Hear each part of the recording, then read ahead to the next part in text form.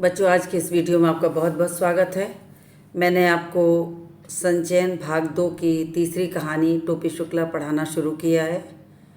इसके पहले मैंने आपको इस पर एक वीडियो अपलोड किया है, वो आपने देखा होगा। और ये अब इस कहानी पर दूसरा वीडियो है जिसमें उसका आधा अंश है।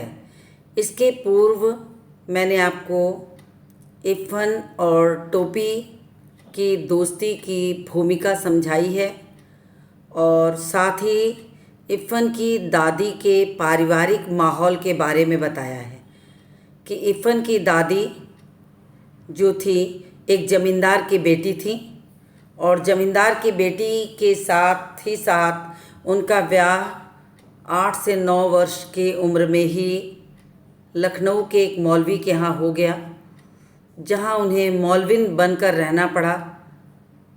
घर और मायके की जो आज़ादी थी, दूध घी की से जो नहाई थी, खाने पीने की शौकीन थी, वो सारी चीज़ों की आज़ादी यहाँ आकर उनकी ख़त्म हो गई।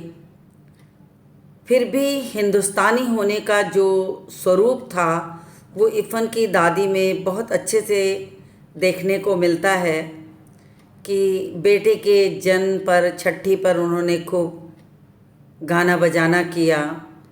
चेचक के निकल जाने पर उन्होंने माता का दर्जा देकर उनकी खूब मानता की, मनावन किया। और फिर जब उनकी लाश के बारे में बेटों ने पूछा कि लाश को करबला ले जाई जाए या नजफ़, तो वो बिगड़ पड़ती हैं, बोलती हैं कि बेटा जौन तो से हमारी लाश न संभाली जाए तो हमरे घरे भेज दिहो। इस तरह करके पूर्वी बोली की जो मिठास होती है वो इफ़न की दादी में दिखाई पड़ती है। तो इस तरह से अभी तक के इस वीडियो में मैंने आपको इफ़न की भूमिका समझाने के लिए उनके दादी के बारे में, उनके दादा के बारे में ऊपरी हिस्से में सब कुछ बताया है। तो मैं अब आप आगे बढ़ती हूँ इफ़न और टोपी की कहानी को लेकर कि अब इस कहानी के आगे के हिस्से में क्या होता है। तो प्रारंभ करते हैं आगे के हिस्से को पढ़ना। अब मौत सिर पर थी, इसलिए उन्हें यह याद नहीं रह गया कि अब घर कहाँ है। घर वाले कराची में हैं और घर कस्टोडियन का हो चुका है। मरते वक्त किसी को ऐसी छोटी बातें भला कैसे याद रह सकती हैं। उस वक्त तो मनुष्य अपने सबसे ज़्यादा खूबसूरत सपने देखता है। यह कथाकार का ख्याल है, क्योंकि वह अभी तक मरा नहीं है। और इफ़न की दादी को भी अपना घर याद आया। उस घर का नाम कच्ची हवेली था। कच्ची इसलिए कि वह मिट्टी की बनी थी। उन्हें दशहरी आम का वह बीजू पेड़ याद आया जो उन्होंने अपने हाथ से लगाया था और जो उन्हीं की तरह बूढ़ा हो चुका था।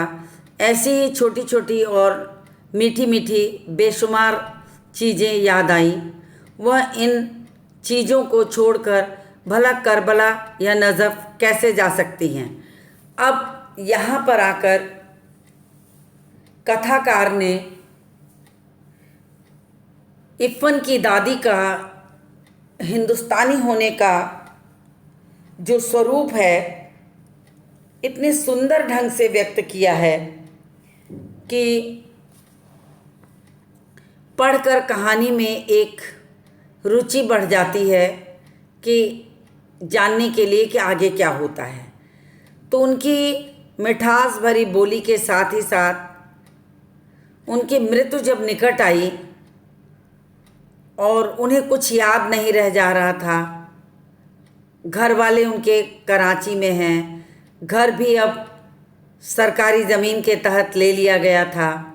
मरते वक्त ये सब बातें नहीं आती, बल्कि अपने करीबी याद आते हैं। उस वक्त सबसे खूबसूरत सपने दिखाई पड़ते हैं। इफ़न की दादी को भी अपना घर याद आ रहा है। उनके घर का नाम कच्ची हवेली था। मिट्टी की बनी होने के कारण से कच्ची हवेली कहते थे। दशहरी आम के पेड़ याद आ रहे थे। बेशुमार ढेर सारी मीठी मीठी बातें सब कुछ याद आ रहा था। ऐसे में यदि कोई उनसे ये पूछेगा कि आप मृत्यु के बाद करबला जाना चाहती हैं नज़फ़, तो उनका नाराज़ होना बिल्कुल सही था। तो उन्होंने बड़े गुस्से में ये बात कह दिया कि तुमसे नहीं संभाली जाती तो मेरे घर भेज देना। तो इस तरह से उन्होंने अपने हृदय में हिंदुस्तानी होने का जो भाव है वह दिखाया। वह बनारस के फातमैन में दफन की गई, क्योंकि मुर्तज़ा हुसैन की पोस्टिंग उन दिनों वहीं थी। इफ़न स्कूल गया हुआ था। नौकर ने आकर खबर दी कि बीवी का देहांत हो गया। इफ़न की दादी बीवी कही जाती थी। अब जिस समय इफ़न की दादी की मृत्यु हुई उस समय मुर्तज़ा हुसैन की पोस्टिंग बनारस में थी, और बनारस में फातमन कब्रिस्तान जो है वहीं पर इनको दफन किया गया। इफ़न स्कूल गया हुआ था, उसे खबर मिलती है कि दादी की मृत्यु हो गई। इफ़न की दादी को सारे लोग बीबी कहते थे अपने घरेलू बोलचाल की भाषा में। तो वो सारी चीज़ हुई और इफ़न स्कूल गया था, तो वहीं पर उसे ये खबर दी गई कि दादी की मृत्यु हो गई। इफ़न उस समय 4वीं कक्षा में पढ़ता था। टोपी से उसकी मुलाकात उस समय हो चुकी थी। कहने का तात्पर्य है कि यहीं बनारस में ही कथाकार ने लिखी है, और उस कथाकार ने ये बताया है कि यहीं पर इफ़न की दादी जो थी फातमान कब्रिस्तान में दफनाई गई थी, और उस समय इफ़न 4वीं कक्षा में पढ़ता था और टोपी से उसकी मुलाकात हो चुकी थी। तो इफ़न को अपनी दादी से बहुत प्यार था। प्यार तो उसे अपने अब्बू, अपनी अम्मी और बाजी और छोटी बहन नुज़हत से भी था, परंतु दादी से वह ज़रा ज़्यादा प्यार करता था। अम्मी तो कभी कभार डांट मार लिया करती थी। बाजी का भी यही हाल था। अब्बू भी कभी कभार घर को कचहरी समझकर फैसले सुनाने लगते थे। नुज़हत को जब मौका मिलता उसकी कापियों पर तस्वीरें बनाने लगती थी। बस एक दादी थी जिन्होंने कभी उसका दिल नहीं दुखाया था। अब इफ़न को दादी का प्यार याद आने लगा। घर में जितने लोग थे, अब्बू, अम्मी, उनकी बहन नुज़हत, सारे लोग उसे बहुत प्यार करते थे। लेकिन दादी के प्यार के आगे वो सारे लोगों का प्यार भी कम था। सारे लोग तो कभी मौके बेमौके डांट भी सुना देते थे, बातें भी कह देते थे, मगर दादी थी कि कभी भी उसका दिल नहीं दुखाती थी। तो इफ़न को दादी से ज़्यादा प्रिय कोई नहीं था। वैसे भी देखा जाए तो बच्चों को दादी बहुत प्रिय होती हैं, और इफ़न की दादी तो हर समय सबको बहुत प्यार बांटती थी। तो इफ़न तो दादी के पास ही सुख पाता था। तो दादी ने कभी उसका दिल भी नहीं दुखाया था, तो उसे दादी सबसे प्रिय लगती थी। वह रात को भी उसे बहराम डाकू, अनार परी, 12 बुर्ज, अमीर हमज़ा, गुल बकावली, हातिम ताई, पचफुल्ला रानी की कहानियाँ सुनाया करती, यानी पुराने ज़माने की छोटे छोटे सुंदर सुंदर किस्से कहानियाँ सुनाया करती थी। इफ़न को दादी के पास बहुत अच्छा लगता था। सोता है संसार, जागता है पाक परवरदिगार, आँखों की देखी नहीं कहती, कानों की सुनी कहती हूँ कि एक मुल्क में एक बादशाह रहा। तो इस तरह कह कर के वो अपनी कहानी शुरू करती थी हमेशा से। इस तरह से वो हमेशा इफ़न को एक कहानी हमेशा सुनाती रहती थी। दादी की भाषा पर वह कभी नहीं मुस्कराया, इसलिए कि दादी पूर्वी बोलती थी और इफ़न को बहुत मिठास भरी वो बोली लगती थी। उसे तो अच्छी भली लगती थी, परंतु अब्बू नहीं बोलने देते थे। दादी हमेशा पूर्वी भाषा में बोलती थी, लेकिन अब्बू को ये लगता था कि इफ़न अगर दादी के साथ रहेगा, पूर्वी बोलेगा तो अच्छा नहीं लगेगा, इसलिए अब्बू हमेशा उसे मना करते थे। और वह दादी से इसकी शिकायत करता तो वो हंस पड़ती और अपने ही अंदाज में कहती, आ मोरा का है बेटा, अनपढ़ गंवारन की बोली तू काहे को बोले लगो, तू अपना अब्बा की ही बोली बोलो। बात खत्म हो जाती और कहानी शुरू हो जाती। तो यानी कि उनकी दादी जो पूर्वी बोलती थी वो इरफान को बहुत सुंदर लगता था और अब्बू मना करते थे। और इरफान कभी कभी ये बात दादी को बता देता तो वो मना करती कि ठीक है, तुम्हारे अब्बू को नहीं अच्छा लगता तो तुम ये बात क्यों बोलते हो, मैं तो अनपढ़ हूँ, गंवार हूँ, लेकिन तुम तो पढ़े लिखे हो, अच्छे हो, अच्छी तरह बोलो। ऐसे कहती और कहानी शुरू कर देती, सुनाने लगती। और फिर वो अपनी कहानी को आधे से ही शुरू करती। तब बादशाह का कहिस की तुरंत एक ठो हिरन मार लिया वा। अब फिर वो अपनी अपनी ही बोली में बोलती कि तब वो बादशाह ये कहता है कि तुरंत एक हिरन मार के लाता है। अब इसी कहानी को पूर्वी भाषा में बोली में शुरू करती हैं। यही बोली टोपी के दिल में उतर गई थी। टोपी भी इरफान की दादी से आए दिन कहानियाँ सुनता था और उनकी मिठास भरी बोली जब टोपी सुनता तो वो दादी का ही होकर रह जाता। उसके दिल में दादी की बोली पूरी तरह से उतर जाती। इरफान की दादी उसे अपनी माँ के पार्टी की दिखाई दी। अपनी दादी से तो वह नफरत करता था, नफरत। अब टोपी को इरफान की दादी की बोली, उनकी कहानी, उनका प्यार सब कुछ बहुत सुंदर लगता था। और टोपी की दादी हर बात पे उसे डांटा करती थी तो वह उनसे नफरत करता था। जाने कैसी भाषा बोलती थी। इरफान के अब्बू और उसकी भाषा एक थी। अब इरफान के अब्बू खड़ी बोली बोलते थे और टोपी की दादी भी खड़ी बोली बोलती थी, तो उसे नहीं अच्छा लगता था। और इरफान की दादी जब पूर्वी भाषा में अपनी कहानी सुनाती, प्रेम छलकाती, तो टोपी को बहुत सुंदर लगता। उसके दिल में दादी की सारी बातें जैसे उतर कर घर कर जाती और वो दादी की बातों में एकदम दादी का होके रह जाता। इतना प्रेम उसको दादी से लगने लगता और धीरे धीरे इरफान की दादी टोपी के दिल में इस तरह जगह कर ली कि वो एक पल के लिए भी दादी को भूल नहीं पाता था। तो उसे क्या लगता कि इरफान के अब्बू और उसकी दादी की भाषा तो बिल्कुल एक सी है, जिसमें मिठास की कोई चीज़ है ही नहीं। जब वह इरफान के घर जाता तो उसकी दादी के ही पास बैठने की कोशिश करता। इरफान की अम्मी बाजी से वह बातचीत करने की कभी कोशिश ही न करता। वे दोनों अलबत्ता उसकी बोली पर हंसने के लिए उसे छेड़ती, परंतु जब बात बढ़ने लगती तो दादी बीच बचाव करवा देती। अब टोपी इरफान के घर जाता और जब घर जाता तो उसे सिर्फ दादी के पास बैठने का मन करता। दादी के पास बैठता, दोनों उन्हीं से बातचीत करता। घर के अन्य लोगों के पास तो वो जाता नहीं था। कभी कुछ बोलता तो घर वाले उसे छेड़ते, लेकिन दादी थी कि बीच बचाव करके उसे फिर अपनी ओर मोड़ लेती और अच्छी अच्छी बातें करती और फिर समझाने लगती। तय काहे को जाते उन सबन के पास मुँह पिटावे को झाड़ू मारे। फिर वो अपनी पूर्वी भाषा में समझाती कि तू क्यों जाता है उनके पास, मारे दुलार में मुंह पिटावे कहती थी कि तू क्यों जाता है उनके पास, तू मेरे पास बैठ, चल इधर आ। और उसे डांट कर पुचकार कर अपने पास बैठा लेती। वह डांट कर कहती, परंतु हर शब्द शक्कर का खिलौना बन जाता। यानी इतनी मिठास भरी होती उन बातों में, उन शब्दों में इतनी मिठास होती कि टोपी को उनकी डांट में भी मिठास झलकने लगती। अमावट बन जाता।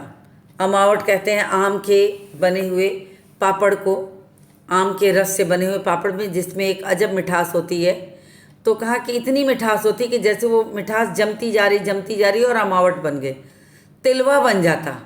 तिल के लड्डू को तिलवा कहते हैं। यानी कहने का मतलब ये है कि टोपी को दादी की बोली में वो मिठास झलकती कि वो आम से मीठा और तिल से भी मीठा, तिल गुड़ से भी मीठा लगने लगता। वो चुपचाप उनके पास चला जाता और फिर दादी बोल पड़ती, तोरी अम्मा क्या कर रही। दादी हमेशा यहीं से बात शुरू करती। जब टोपी आता उनके पास बैठता तो दादी हमेशा ऐसे ही अपनी बात शुरू करती कि तोरी अम्मा क्या कर रही। बड़े बूढ़े हमेशा अपने बच्चों से ऐसे बोलते हैं कि मम्मी कैसी हैं, पापा कैसे हैं, तो उनकी अपनी पूर्वी बोली में यही बात पूछती कि तोरी अम्मा क्या कर रही। तो यहीं से वो अपनी बात शुरू करती। पहले तो वो चकरा जाता, फिर वह यह अम्मा क्या होता है, फिर वो समझ गया कि माता जी को कहते हैं। पहले वो अम्मा पूछती थी तो उसके समझ में नहीं आता था, फिर वो समझ गया कि माँ को पूछती हैं तो वो जवाब देता। यह शब्द उसे बहुत अच्छा लगता। जब वो पूछती कि तोरी अम्मा क्या कर रही, तो उसे पहले तो बड़ा अटपटा लगता, फिर उसे बड़ा अच्छा लगने लगा। अम्मा, वह इस शब्द को गुड़ की डली की तरह चुबलाता हुआ अम्मा, अब्बू, बाजी, यानी कि उस माहौल में रहने के बाद दादी के मुंह से अम्मा, अम्मी, अब्बू, बाजी ऐसे शब्द सुनता तो उसे बार बार मन ही मन बोलता, उसे अच्छा लगता। दादी के मुंह से ये सारे शब्द उसे मिठास भरे लगते, एक अजब सा सुकून मिलता उसे, तो बड़े मीठे लगते। वो इन्हीं चीज़ों को मुंह में डालकर बार बार बोलता रहता। चुबलाना मतलब मुंह में चलाता रहता, मिठास का अनुभव करता रहता। फिर एक दिन गजब हो गया। अब किसी अन्य दिन की घटना पर हम आ जाते हैं कि कैसे वहाँ पर होता है, सारी चीज़ें देखी जाती हैं, वो सारी चीज़ का अनुभव हम करते हैं। तो इस चीज़ को आगे बताते हैं कि फिर एक दिन गजब हो गया। डॉक्टर भृगु नारायण शुक्ला नीले तेल वाले के घर में भी 20वीं सदी प्रवेश कर चुकी थी, यानी खाना मेज कुर्सी पर होता। लगती तो थालियां ही थी, परंतु चौके पर नहीं। उस दिन ऐसा हुआ कि बैगन का भुर्ता उसे जरा ज़्यादा अच्छा लगा। राम दुलारी खाना परोस रही थी। टोपी ने कहा, अम्मा जरा बैगन का भुर्ता। उस दिन तब अब कहानी आगे बढ़ा रहे हैं। फिर कहानी आगे बढ़ते बढ़ते उसने एक दिन ऐसा हुआ कि डॉक्टर भृगु नारायण के घर की बात की जा रही है, यानी टोपी शुक्ला के घर की बात हो रही है। वहाँ भी एक 20वीं सदी का माहौल बन गया था। अब लोग नए पाश्चात्य सभ्यता से जुड़ते जा रहे थे। वहाँ लोग खाना मेज कुर्सी पर खाने लगे थे, तो थालियाँ लगती थी मेज कुर्सी पे। जैसे चौके में बैठ कर के लोग पहले पीढ़े पर बैठते थे, थालियाँ रखी जाती थी, अब वैसा नहीं था। अब चौके पर बैठ कर के, चौक के बैठने की जगह हुए मेज़ पर बैठ कर के खाना खाते थे। तो सारे लोग बैठ के खाना खा रहे थे। राम दुलारी खाना परोस रही थी। तभी टोपी के अचानक मुँह से निकला, अम्मी ज़रा बैगन का भुर्ता देना। अम्मी ज़रा बैगन का भुर्ता। अम्मी, मेज पर जितने हाथ थे रुक गए। टोपी का ये कहना था कि अम्मी ज़रा बैगन का भुर्ता। अभी उसने वाक्य पूरा भी नहीं किया था कि सारे लोग उसकी ओर देखने लगे। अम्मी, मेज पर जितने लोग खा रहे थे उनके हाथ रुक गए। जितनी आंखें थी टोपी के चेहरे पे जम गई। सब ने एक तरफ से टोपी की ओर देखना शुरू कर दिया कि ये अम्मी कहाँ से बोल दिया, अम्मी शब्द इसको कहाँ से बोलना सीखा इसने। तो सारे लोग चौंक पड़े। अम्मी, यह शब्द इस घर में कैसे आया। अम्मी, परंपराओं की दीवार डोलने लगी। अचानक लोगों को लगने लगा कि ये बच्चा अम्मी सीखा तो कहाँ से सीखा। और लोगों को गुस्सा आना स्वाभाविक है, क्योंकि दोनों घर की परंपराएं बिल्कुल अलग थी। इरफान के घर की परंपरा बिल्कुल अलग, टोपी के घर की परंपरा बिल्कुल अलग। तो जब टोपी ने कहा, अम्मी ज़रा बैगन का भुर्ता, तो अम्मी शब्द सुनते ही लोगों के कान गर्म हो गए। लोगों को लगा ये कहाँ से सीखा। तुरंत ही टोपी की दादी सुभद्रा देवी ने सवाल किया, ये लफ्ज़ तुमने कहाँ से सीखा। और इतना कहना ही था। लफ्ज़, टोपी ने आंखें नचाई। लफ्ज़ क्या होता है माँ? ये अम्मी कहना तुमको किसने सिखाया? दादीगर जी। तो चूँकि टोपी इफ़न की दादी के साथ रहता था, पूर्वी बोलता था, उसे बहुत अच्छा लगता था, तो उसने जवाब भी उसी अंदाज में दिया। ये हम इफ़न के से सीखा है, ये हम इफ़न से सीखा है। उसका पूरा नाम क्या है ये हम ना जानते। अब दादी को तो बड़ा गुस्सा आया। उन्होंने कहा, अरे ऐसे कैसे बोल सकता है अम्मी? तो वो भी आ गई एकदम गुस्से में, और उन्होंने उसी गुस्से के अंदाज में कहा, तय कोनो मियाँ के लड़का से दोस्ती कर ली है बाय कारे? तब उन्होंने फिर गुस्से में कहा कि क्या तुमने किसी मियाँ के लड़के से दोस्ती कर ली है क्या? राम दुलारी की आत्मा गनगना गई, क्योंकि दोनों घर के परिवारों का जो परंपरा थी, जो रीति रिवाज थी, जो संप्रदाय था, जो धर्म था, बिल्कुल अलग। सुनते ही उस जमाने में तो ये सब चीज़ें बहुत बड़ी होती थी कि कोई हिंदू किसी मुसलमान के घर चला जाए या कोई मुसलमान किसी हिंदू के घर आ जाए तो लगता था कि बस सब कुछ हो गया। राम दुलारी को बड़ा गुस्सा आता है। उसने गुस्से में कहा कि तय कौनो मियाँ के लड़का से दोस्ती कर ले बा? मतलब कि तुमने किसी मियाँ के लड़के से दोस्ती कर ली है क्या? बहू, तुमसे कितनी बार कहूँ कि मेरे सामने गंवारों की यह जबान ना बोला करो। अब टोपी की दादी ने जोर से डांटा राम दुलारी को और कहा कि बहू, तुम इस तरह से क्यों बोलती हो? तय कोनो मियाँ के लड़का से दोस्ती कर ली है बाय कारे? तो ये बोली सुन के ही राम दुलारी को बहुत गुस्सा आता। वो डांटती हैं सुभद्रा देवी राम दुलारी को। सुभद्रा देवी की राम दुलारी जो रहती हैं, बहू रहती हैं, तो डांटती हैं कि बहू तुम ये गंवारों वाली भाषा मत बोला करो। फिर लड़ाई का मोर्चा बदल गया। दूसरी लड़ाई के दिन थे, इसलिए जब डॉक्टर भृगु नारायण नीले तेल वाले को यह पता चला कि टोपी ने कलेक्टर साहब के लड़के से दोस्ती गांठ ली है, तो वह अपना गुस्सा पी गए और तीसरे ही दिन कपड़े और शक्कर के परमिट ले आए। अब इतना तो इफ़न के साथ दोस्ती हुई तो हुआ, फिर थोड़े दिन और बीते और धीरे धीरे बातें आई गई हो गई। एक दिन डॉक्टर भृगु नारायण नीले तेल वाले को ये पता चला कि टोपी ने एक कलेक्टर साहब के लड़के से दोस्ती कर ली है, तो उन्होंने कहा चलो अच्छा है, को काम बनेगा और इसी बहाने वे कपड़े और शक्कर की परमिट मिलेगी। परंतु उस दिन टोपी की बड़ी दुर्गति बनी। अब दोस्ती तो कर ली, फिर दोस्ती के साथ साथ ही उन्हें लगा कि बुरा भी हुआ है। सुभद्रा देवी तो उसी वक्त खाने की मेज़ से उठ गई, इसलिए उठ गई कि उन्हें लगा कि टोपी जो है वो किसी मुसलमान लड़के से दोस्ती कर लिया, उसे छू रहा है, तो वो तुरंत खाने की मेज़ छोड़कर हट जाती हैं। और राम दुलारी ने टोपी को फिर बहुत मारा और फिर उसी अंदाज में गुस्से में चिल्लाई, तय फिर जइबे ओकरा घरे। अब टोपी को भी गुस्सा, उसने जोर से गुस्से से कहा हाँ। जैसे ही राम दुलारी ने कहा तय तय फिर जइबे ओकरा घरे, तो टोपी ने तुरंत जवाब दिया हाँ। फिर अरे तोहरा माँ, फिर वो राम दुलारी फिर गुस्सा होके बोलती हैं, अरे तोहरा हाँ मैं लुकारा आगे माटी मिलाऊँ।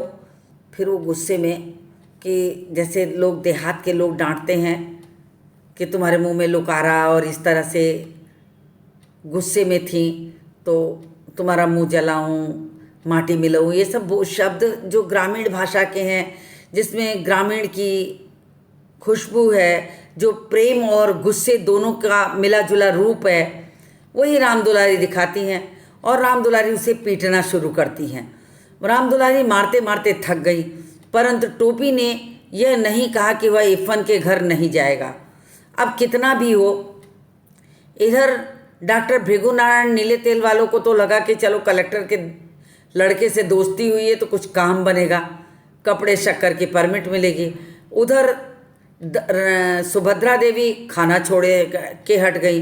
राम दुलारी उसे मार मार के बुरा हाल कर दी।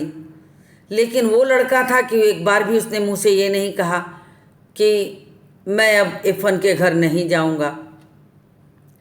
परंतु टोपी ने यह नहीं कहा कि वह इफ़न के घर नहीं जाएगा। मुन्नी बाबू और भैरव उसकी कुटाई का तमाशा देख रहे थे। घर में सारे बाकी लोग जो थे वो टोपी को मार खाते हुए देख रहे थे। अब उसी जले पर नमक छिड़कने वाली बात हो गई कि मुन्नी बाबू उसी में बोल पड़े, हम एक दिन एक और रहीम कबाबची की दुकान पर कबाबों खाते देखा रहा। अब उसने फिर कहा कि अरे हमने तो इसको एक दिन कबाब खाते भी देखा। मुन्नी बाबू ने उसी पर जले पर नमक छिड़का, कबाब। फिर राम दुलारी तो एकदम घिना करके बोली, कबाब? राम राम राम राम। राम दुलारी घिना के 2 कदम पीछे हट गई। टोपी मुन्नी की तरफ देखने लगा कि एक तो वो मार खा रहा, उसी पर मुन्नी बाबू जो थे उन्होंने और आग लगा दी कि हमने कबाब खाते भी देखा है। अब उस पर और पिटाई होगी, क्योंकि असलियत यह थी कि टोपी ने मुन्नी बाबू को कबाब खाते देख लिया था और मुन्नी बाबू ने उसे 1 इकन्नी रिश्वत में दी थी।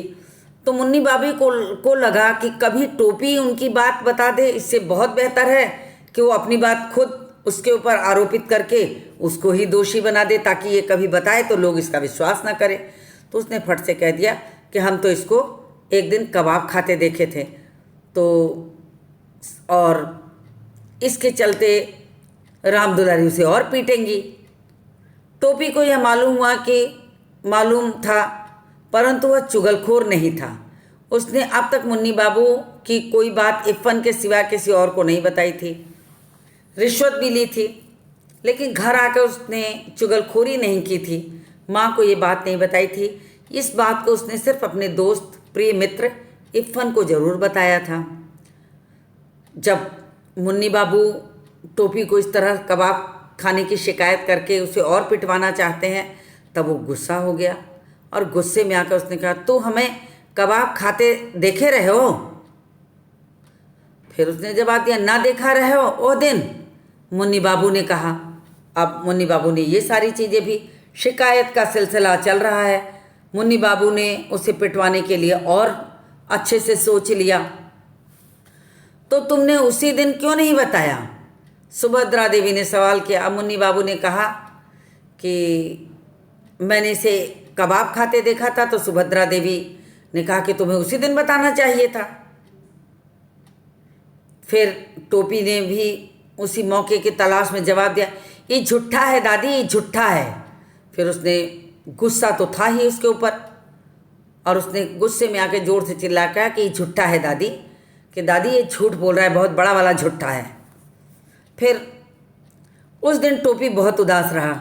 वो अभी इतना बड़ा नहीं हुआ था कि झूठ और सच के किस्से में पड़ता, और सच्ची बात तो यह थी कि वह इतना बड़ा कभी नहीं हो सका।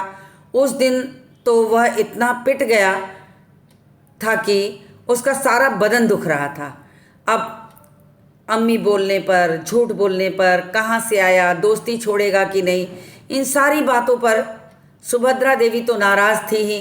राम दुलारी ने उन्हें बहुत पीटा था और उसका बदन का एक एक अंग जो था वो टूट रहा था, दुख रहा था। वह बस लगातार एक ही बात सोचता रहा कि अगर एक दिन के वास्ते वह मुन्नी बाबू से बड़ा हो जाता तो समझ लेता उनसे, परंतु मुन्नी बाबू से बड़ा हो जाना उसके बस में तो था नहीं।